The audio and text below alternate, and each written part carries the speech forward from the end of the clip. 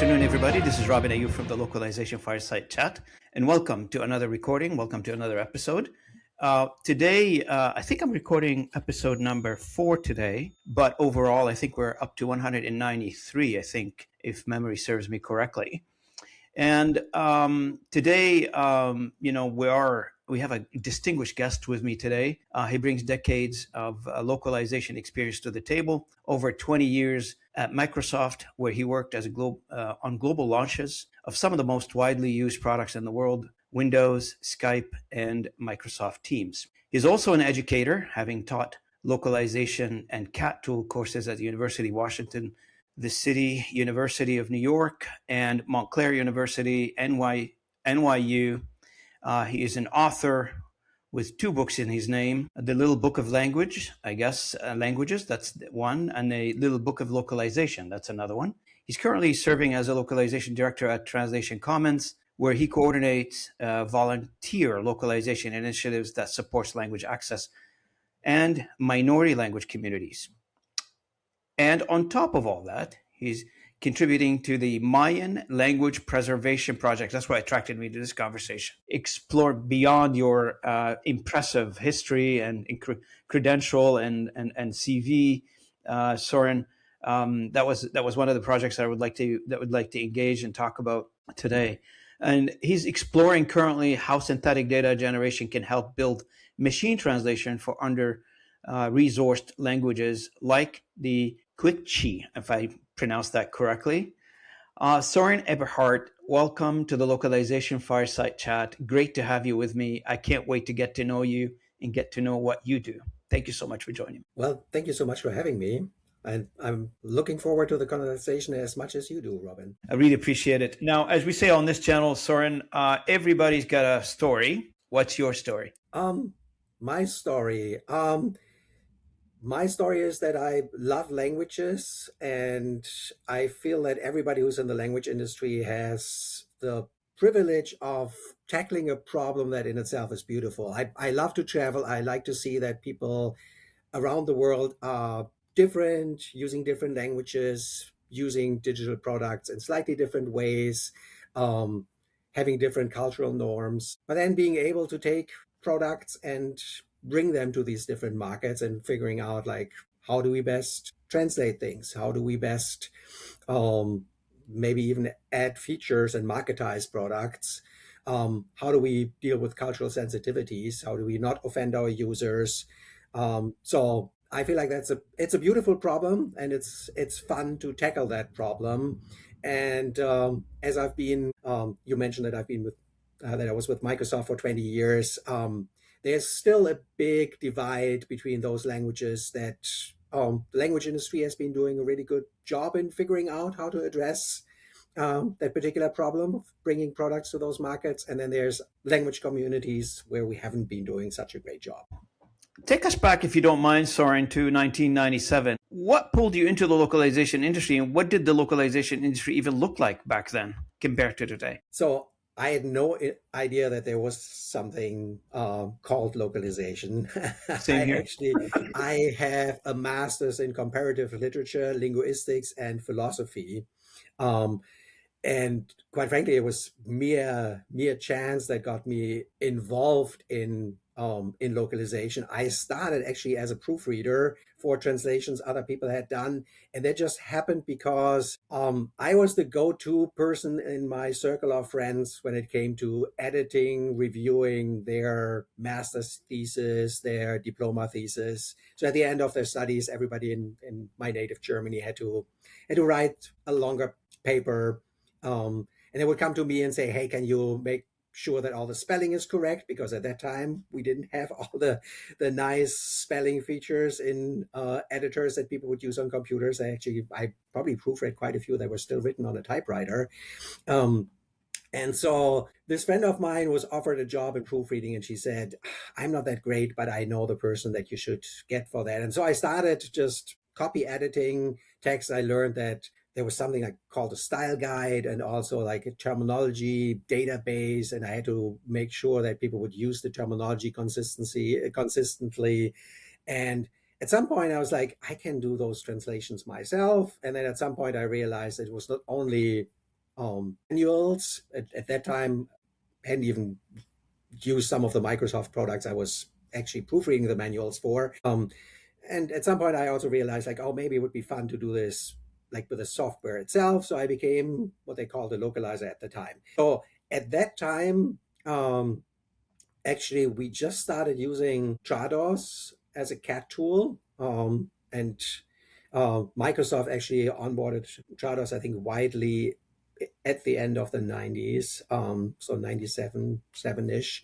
And so a lot of those tools were still very new. I love the idea of being able to recycle things, to use fuzzy matches. So that was the latest thing. And at the end of the 90s, actually, I used machine translation for the very first time. And it was very cumbersome. But I also like the idea of, that we could innovate with the right tools. Yeah. And then the journey started through different roles, from being a translator to becoming a project manager, program manager. I had my stints in engineering a little bit. Yeah. But it was a very different industry at the time, which should probably be consoling for everybody in the industry right now, because I've seen quite a few changes. I think it's an industry that never stops changing. And We don't take on change with open arms, I would say. yes, well, we had to, right? But I'm still working in that field, so it's not that the machines replaced No, us. no, you're right. You're right. Now, one of the interesting things about your journey, Soren, is, and everybody, it sounds like very interesting to the audience as well. When somebody who starts at the vendor and moves to the client side, and most people work in our industry on the vendor side, and very few works on the client side, because client needs vendors to help them, and that's where the majority of the workforce in our industry sits, at the vendor side. Of course, there are many individuals working on the client side, but you personally went from the vendor to the client side, Microsoft being one.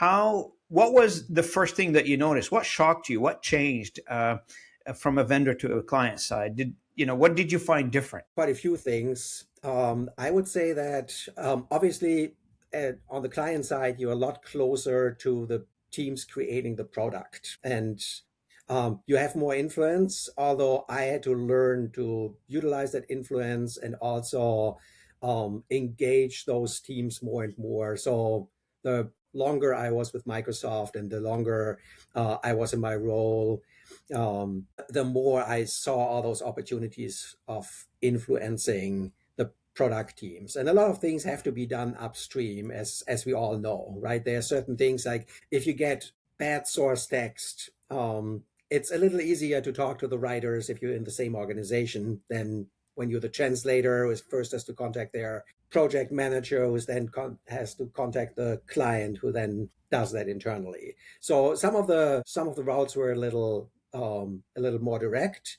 What was harder for me was basically being cut off a little bit from the downstream ecosystem, so not having that exposure to translators as much, because there was that whole ecosystem further downstream in the projects. So sometimes really not seeing, like, who are the translators, what are they specifically struggling with for the products that we give them to work on. So I think it's a little bit about, like, how the stakeholders change. What I also found interesting, especially at that time when I moved from a vendor that worked on different Microsoft projects to Microsoft itself, I actually saw that often the vendors see more what's happening across teams, and then especially since they're working often with different clients, they see more good ideas that might be sitting in different organizations, as they have different processes, as they might even prescribe certain tools.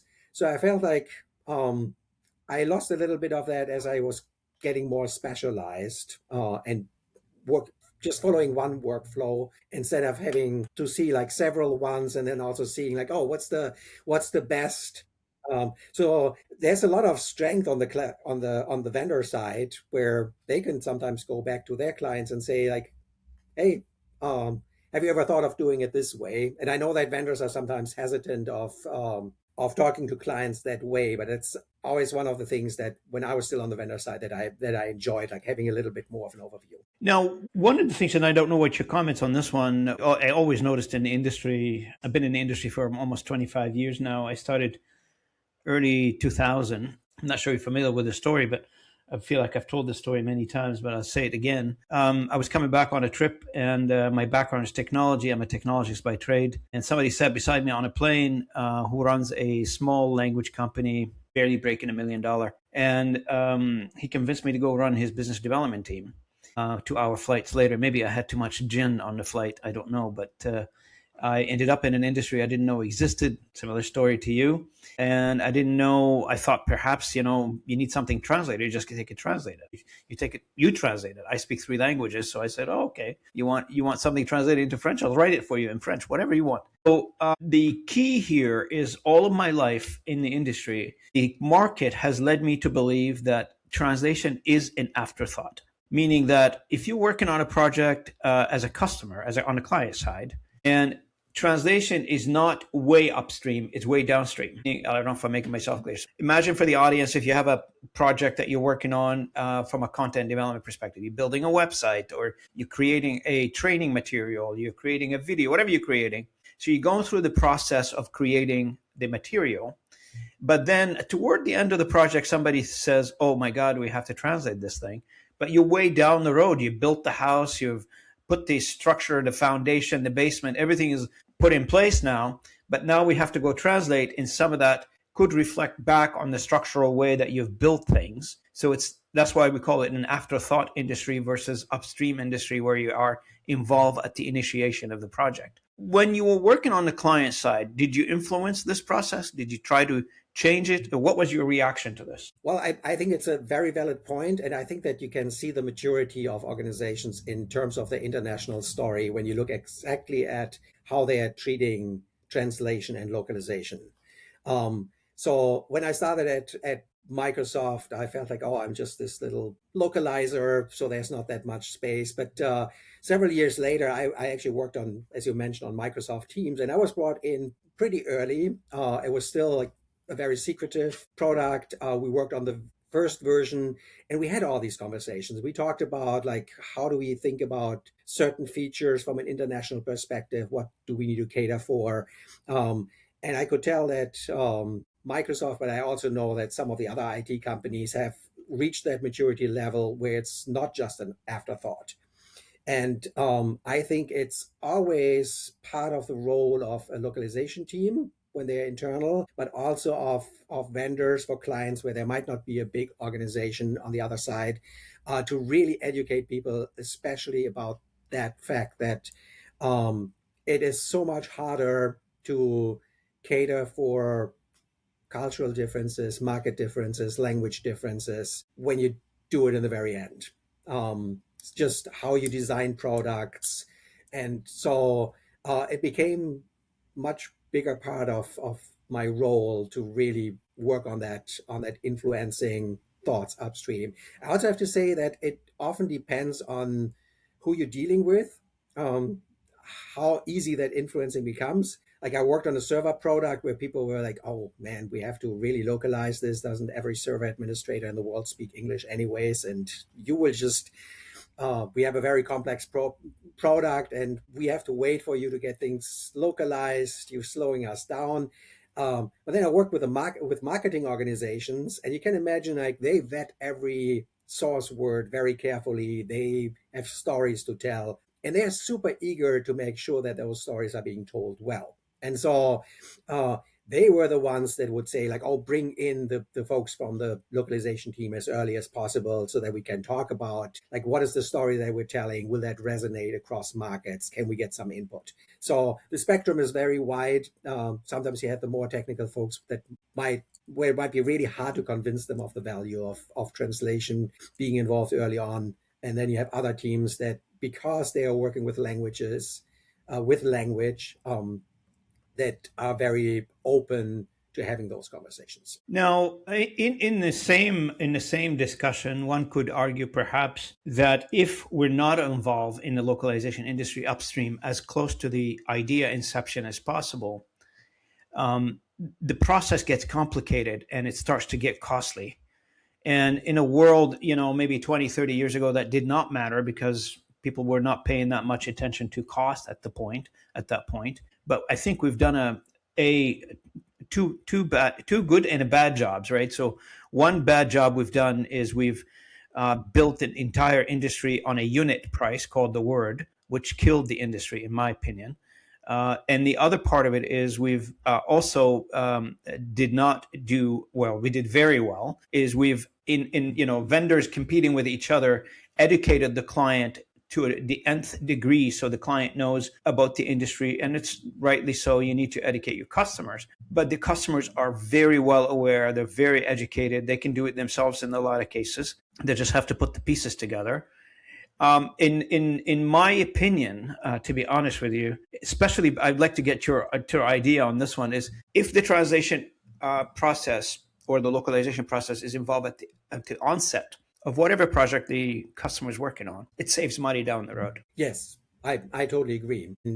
It also, well, there's the cost saving on the one side, there's also quality. I would say that I worked on one project where we brought Windows to new languages, a whole lot of minority languages, but then also languages where the market was not yet big enough for like a full version of Windows. We actually had like this 20% of the interface was localized. The most important pieces of Windows, and you can imagine there's lots of strings in a Windows operating system. And so at that time, basically every market was happy just having a localized version. They did not look that much at the quality. That changed with the next version of Windows, and people were a lot more critical. And so the expectation goes up, right, Soeren? Yes, exactly. And of course they do. And I feel it's also justified that in the beginning you're like, oh yeah, that's really awesome. I now have a Hindi version of Windows. But at some point you're like, okay, but please fix those typos and make sure that the terminology is consistent and so on. So that is an additional factor, right? So the cost, as you said, yes, if you have to fix errors afterwards and you have to go through these extra iterations, just because translators have to ask for additional context just because you don't have an automatic way of providing them with context. Yes, you add time, but you also add a lot of pitfalls that could endanger your quality. Now, when you worked at Microsoft, though, I mean, it's well-known fact that Microsoft operates in 39 languages, at least 39 languages, the one I know about. The biggest question for somebody looking from the outside in onto that, not everybody's familiar with how Microsoft operate. I guess the people who are directly involved are the vendors who are working with Microsoft and people such as yourself who used to work for the company. But for people who are not, the audience who are not familiar with this, how does a company like Microsoft with 39 languages or 40 languages to round it up to translate or to localize to, how do you maintain consistency of brand voice across many languages and many vendors? I'm assuming they're using many vendors, not just one vendor. So, well, you do need a good linguistic strategy and a language quality strategy. I actually worked on that for a team for several years. You need to make sure that people have the right guidance from the get-go. So starting with style guides, starting with terminology. So good terminology work is obviously very, very important. There's a centralized database for all products that people use during translation. But then there's also like the whole, you want to have like a very smoothly working infrastructure, localization pipeline, right? So that you can exactly focus on some of that upstream work, but then also on supervising that language quality work. And as you say, like it's actually different language sets for different products. But like the round 40 is true for many products. Although there's even more, and then there's some where it might be slightly less. You need to scale out your processes, right? And that is often a big challenge, really making sure that you can have like your reviews on samples of a vendor's work, for example, that you can do that for that whole big language set. Now, for the audience, one of the projects that Soren is really involved in, and it's close to him quite well, and that's why I wanted to do this podcast with him originally, is the Mayan language and under-resourced language MT. Soren, you're working on a project right now for the preservation of the Mayan languages, specifically exploring synthetic data generation to support machine translation for Quixi, I guess, if I'm pronouncing it correctly, or Quixi. Can you walk us through the problem that you're trying to solve? First, congratulations. That's very well worthy cause. Every time humanity try to save another language, it's a battle to win, and we're all rooting for you. If you need any support, any help, hopefully this podcast can help you.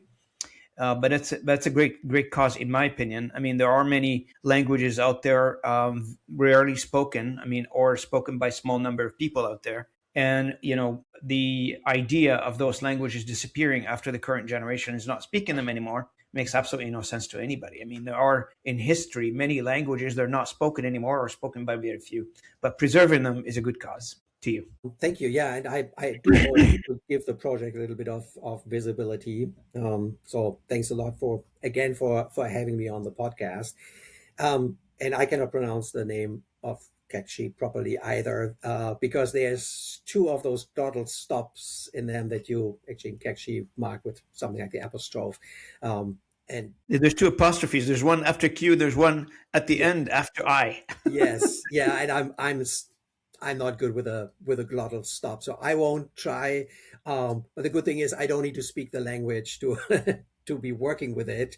So that is our pilot language for a whole set of different Mayan languages that the Mayan Languages Preservation Project is working on. The whole idea is based on the fact that languages, and Kekchi is even spoken by 1 million people, but it does not have a whole lot of digital data. So we know that most AI tools need sufficient data. Machine translation is not different from LLMs that need even more data. So we're thinking, like, how can we solve this problem of having a limited amount of data available, very often for many languages that are spoken by very small communities. The few bilingual data that you have available will actually be the Bible. That is something, but you don't really want to base you don't want to base your machine translation. You cannot base, even that is not enough data. Right. So, and it's one of these vicious cycles where people don't have a chance to use the language. They might even be lacking keyboards, and that's a slightly different story, but it's something that needs to be resolved as well. They might not have apps in which they can use their language, so there's no new digital data being created. And so there's not enough data to train machine translation. So our approach was basically create synthetic data. And we were going back kind of the opposite route of that route that machine translation has taken. We're going back to something rule-based, implementing a system that has three major components. One being word lists, so that we have vocabulary. And I should point out that this synthetic sentence generator that creates synthetic data has output in Spanish, Kekchi, and English. So because Spanish, Kekchi is the much more probable way that the machine translation would be used in, and also back to Spanish because it's a language spoken in Guatemala, where the majority language is Spanish. But we also wanted to have English in the mix as well. So as output, we want trilingual sentence triplets.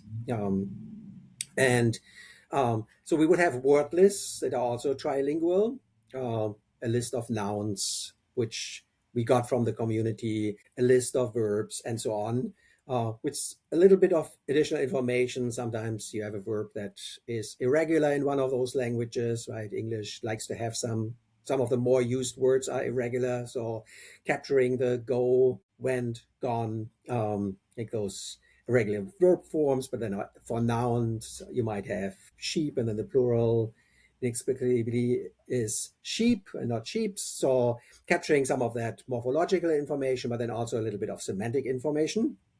So you have these word lists, then you have sentence templates that basically just say like, put these words together in this order. So let's say we build a set of sentences that say, That's the I rule-based one, right? am, Is that the yes, that rule-based? is already rule based, but we will come to more rules even in the third piece. So you have these sentence templates. So the like I am some adjective, so you can stick the into the adjective slot. You can put tall, small, friendly, and so on. And that's where a little bit of semantics comes in, so that you don't use adjectives that are not suitable for humans. And then you have a morphologizer. So that's where most of the rules come in. Some of the grammatical rules that basically tell you what do you do, like in Spanish, an adjective for a noun has to be congruent with that. Like if you have a masculine noun, right, you also have to have the masculine form of the adjective. You might need to have inflections. Even in English, you have like if it's Robin's basket that we're talking about, right, you have to have put that apostrophe s at the end of Robin. So all these rules, grammatical rules, need to be encoded in scripts. And so basically, the synthetic sentence generator looks at the template, says, "Oh, I need to have these different words in there." It picks words at random, adjusts them as required by the grammar for each of the languages. So there would be obviously a script for each of the languages: Kekchi, Spanish, English. And what we get out are hundreds, thousands, 10,000s of sentences. And of course, you need to have enough different templates so that you have some variety in there. And you end up with a lot of data that you then can feed into machine translation, into No, machine translation training. no, there was a lot of attempts in our industry on the topic of synthetic data. There was a couple of companies. One of them in particular was from Germany. Attempted that journey of creating synthetic data on a commercial at scale for commercial reasons, where data was scarce, not necessarily on the language side, which in your case you're doing it for the under-resourced languages, but they were more focused on a specific topic. Let's say you want to train something on a specific topic that there's not much data on. Maybe the idea is brand new, or a tech invention that it hasn't hit the street yet. There's not many content around that. For those audience, what is your confidence level in who don't know about, the audience that don't know anything about synthetic data? What's the confidence level between naturally acquired data versus synthetic data? So we definitely have less confidence in the synthetically created data. We do have a review process, so you obviously need to make sure that those patterns work. And even if the patterns work in general, you have those exceptions. You try to minimize some of the exceptions. The nice thing is that you obviously can steer the process in a way where you can exclude like highly irregular constructions. And since the purpose is to have a fairly simple, to have an MT engine that can handle fairly simple constructions and not like all utterances in a language. You can also say like we don't want to have like overly complex constructions that have like 3 subclauses for one main clause. So yes, you obviously need to have a valuation process for which we had some experts reviewing the output and then reiterating, because especially in the beginning we didn't get everything right, and then slowly keep building on the system and augmenting it. You still, for the MT engine training, we still have a mix where we always feed in natural data. So we don't rely on the synthetic data alone, because that would really, would be steering things too much into one direction. What is the project status right now, Soren? Where are you at? We are at the state of refining the MT engine training, but still also refining the synthetic sentence generator. So we are planning on wrapping these things up. There's a paper in preparation that it will take its time to go to the academic hurdles. So we will also be presenting at least on one conference later this year about the general concept. So the proof of concept is there, so we already get some good results, but the MT engine yet is not fully reliable. I would not want to let it out into the wild. And then we also like as we were moving forward with the project, I started working on a training for post editing of machine translation because, as you can imagine, minority language, even if you have translators, you often have interpreters for those more than translators. But they are not trained in post editing, right? For many languages that our industry deals with, it's a very established process. People know how to do it.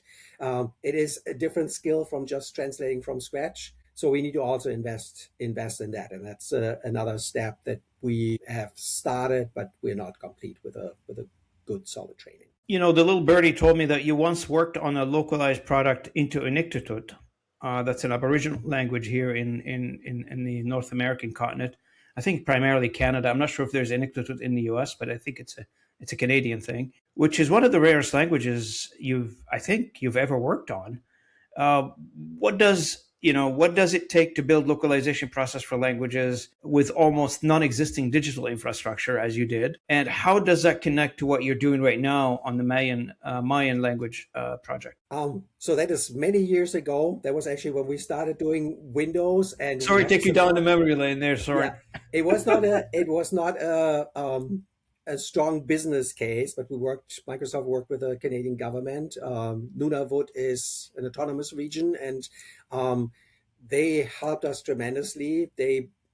So um, it was challenging. The interesting thing is that there's several pieces. I would say that Inuktitut was the language with the fewest speakers there, but we also worked with Maori, with Quechua, which is not related to Quechua in South America. Um, but also some minority languages in Europe, and um, I do think that I learned quite a bit. I also learned that there's certain things that you really need to clarify from the get-go. I've had some really interesting conversations about the terminology that we picked. That is something where I would push a lot more for user input. For Inuktitut, we did get that. They were vetting new words that they introduced for internet or uh, mouse click very, very carefully. So I learned a lot in terms of processes that I would always implement from the get-go now. But it also inspired me to actually look at those languages. I started, as I said, like on the translation side for German, which is a language that is spoken by enough people, and it was always very German and Japanese were actually the first two languages that Microsoft localized into. So I never had to worry about the status of my language, any problems like not being served by IT, unless someone would say like we only do English. But so I definitely discovered like the importance of um, bringing those languages into the digital world and really opened my eyes. And since then, I've been trying to be an advocate for a lot of those languages because I do see, yes, how important it is. And I love that the language industry at large is very, very aware of the issues. It's sometimes just hard to get the expertise that many people have back to those languages because I do see there's a lot of language work with a lot of smaller communities, and they would put a word list just flat on the internet, and then you cannot really do anything with it because they didn't even think of having a dynamic database and then slowly building that. How do we take some of the expertise that is in the language industry to communities um, that want to work with their languages on their languages? There are so many established processes, right? People know how to build a terminology database. It's slightly different from collecting a lexicon, but there's really good approaches on how you think about these things. And yes, so that's what I'm very passionate about, both with Translation Commons and the Mayan Languages Preservation Project. So talk to me a little bit about Translation Commons. So Translation Commons is an organization that is also working on supporting uh, speaker communities of minority languages, low resource languages, indigenous languages. Um, and there's a comprehensive agenda. We're basically thinking about how to take a language through all the stages into the digital world. So it really starts with do you even have a writing system, which is something we haven't tackled, but the next step would be just having a keyboard available because some languages, they need their special characters that might be slightly different from what you already have available, and making sure that a language just has a keyboard that people can then use on the common devices, right? On Windows devices, but also on Mac, on obviously on Android phones. So it takes a lot to actually work with the big IT companies who are a little bit of gatekeepers when it comes to these very basics of of technology. Excellent. And And you still there, Soren? I think I just got okay. Still there? I got you. Yes. Don't worry. See, when you do these things online, you mean you got to live with what you got to live with. So it's part of the drama that sometimes when we not drama. I mean, people have worse drama than this one. If the internet connection drops a little bit, we continue on like nothing Yes. happened. So you were saying, sorry, before the connection dropped. I was talking about keyboards, making Yes, that's right. keyboards You're converting, available. the various types of keyboards, Android, etc. So Yes, and that's where obviously also the big IT companies have a responsibility. I wish that there was a little bit more openness, and I already wish that when I was at Microsoft to enable. Oh, and I'm dropping again. What you is seem to going be on okay here? on my side. Oh, okay. So having some of the architecture a little bit more open. And I know that there's security concerns, what you can do and what you cannot do, but a lot of the platforms are very shielded, right? So it's not that you can just create your own language version of some of the most widely used apps or websites. It would be beautiful if you could just provide strings for like the Google search page and they could just put them in there. But I'm digressing a little bit from Translation That's okay. Commons That's fine. agenda. All good So information. it is really about like supporting communities, helping them with figuring out how to do these things. So from keyboards to fonts, because you also need the font. It's not just the keyboard layout. You need to represent those characters. Um, and then all the way we still working on a paper on how to use AI, which obviously does not entail just try ChatGPT and CACGI because it will hallucinate wildly and not do it properly at all. They will not produce good contents anyway.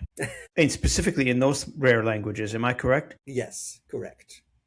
So, but yeah, we're trying to cover all that, and so my current role is twofold. I'm making these materials available to different languages. There, the guidelines are normally written in English, and there's a lot of communities that will. We cannot bring it to them in their language, but at least in a language that might be their second or third language. So that is part of my role, but the other part is also training volunteers. We have lots of volunteers, but they're all or most of them are fairly junior. It's localization PMs that might just get started with their career, or they haven't started their career. They're between school and their career, or they're at the end of school. So we want to give them the chance to get their hands dirty, run a project. So I've been supervising a few very, very inefficient projects where we had like Inefficient. I one love that. one PM per language, and then like a translator, a proofreader, an editor, and so like lots of PMs on the projects. I would not want to run projects like that in a regular company, but obviously for people just to learn like how do I coordinate a schedule, how do I talk to a translator that because they also volunteer don't show up, and how do I make sure that the work is being done, how do I quickly react to the fact that a resource dropped out, right? All those things that people want to learn. So I have this basically educational part. You mentioned that I'm also I have been teaching at different colleges, the longest time at the University of Washington here in Seattle. It's something that I love doing, bringing people into the industry, helping them with their first steps. And so that's part of that role as well. So I'm always looking at these two different dimensions, right? Making sure that the content for that main mission of Translation Commons is available in many languages, but also making sure that people can get their feet wet. So do I understand this correctly? Translation Commons is a non-profit organization? Correct. Yes. And we And how are you have guys funded? How are you funded? um, we have some donations, but really the most funding comes from the work that people put in and the goodwill of some organizations that would and I will do the plug here for SmartCatch that has helped us with like having a translation management system.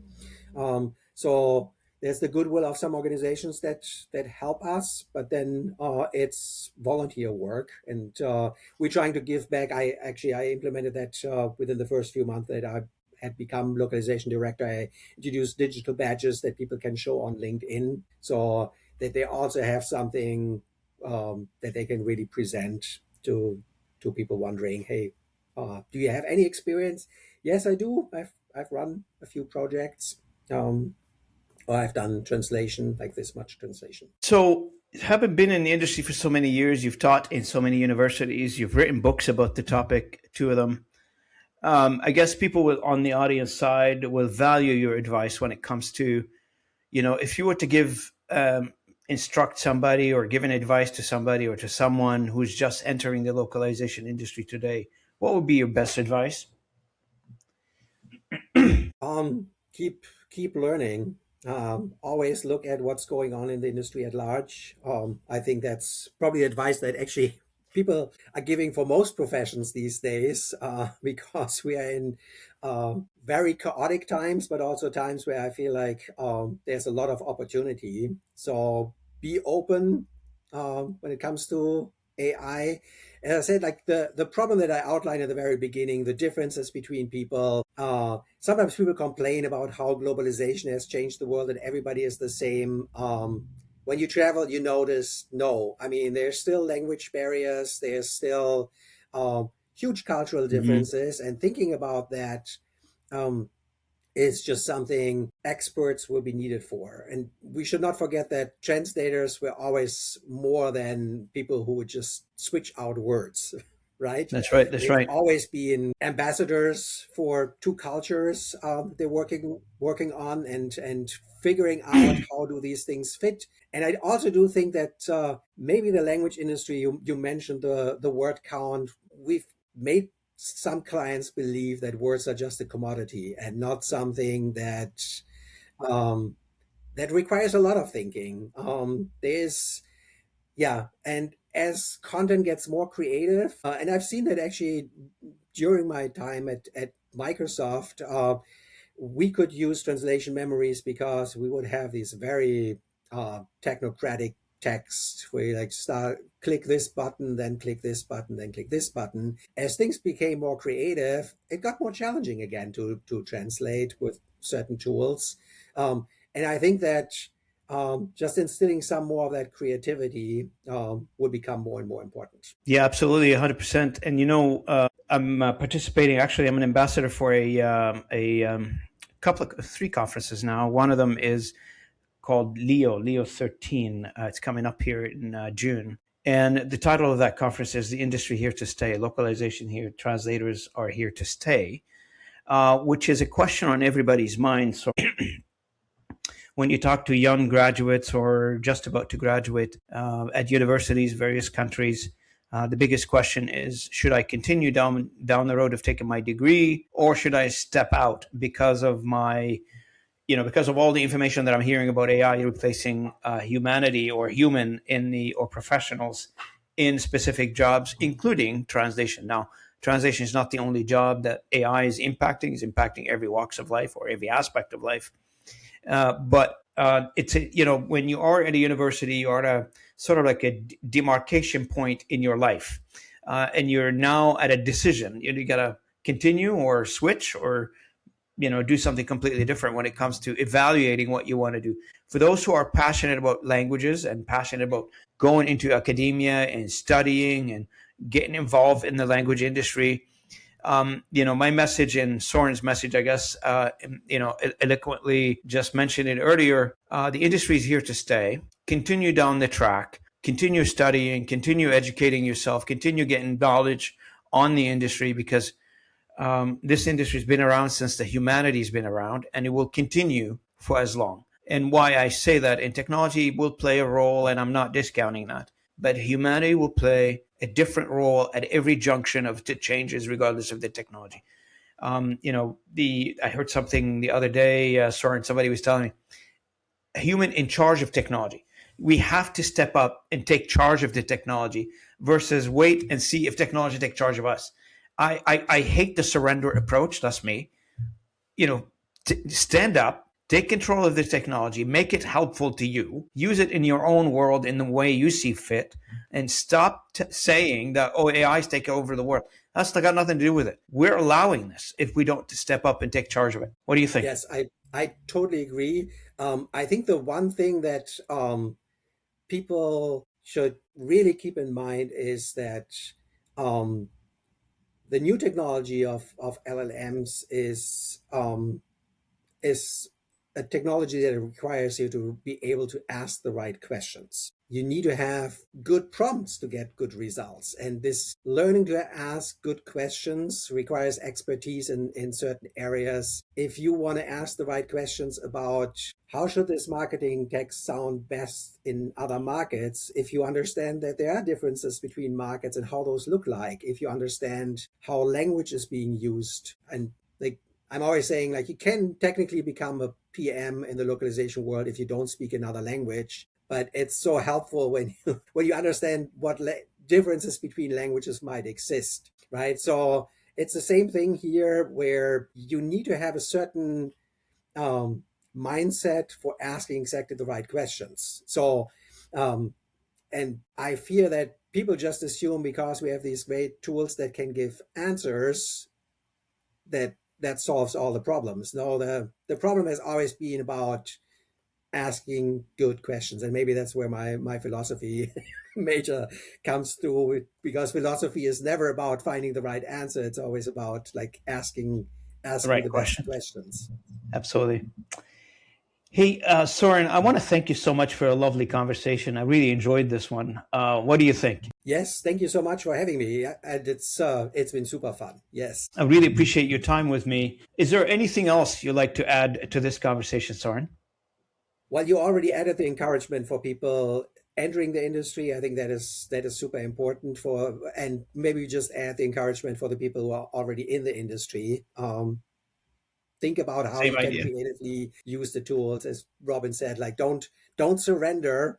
It should not be that somebody in a product team just thinks I'll just say translate this to this language to an LLM, and then they get some output and they have no idea what the quality of that is. You understand all the processes involved in bringing products to the world, right? In bringing documents to the world, websites.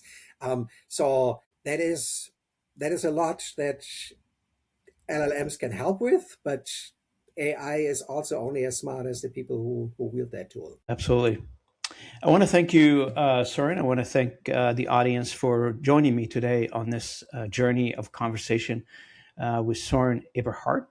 And Soeren, you're welcome back on the channel anytime. You're working for a very worthy cause, and I would love to support you by adding me to your list of conversation podcast anytime you want, anytime you have a news to share, or anytime you have a story to tell. I love those opportunities to support the industry in a variety of ways.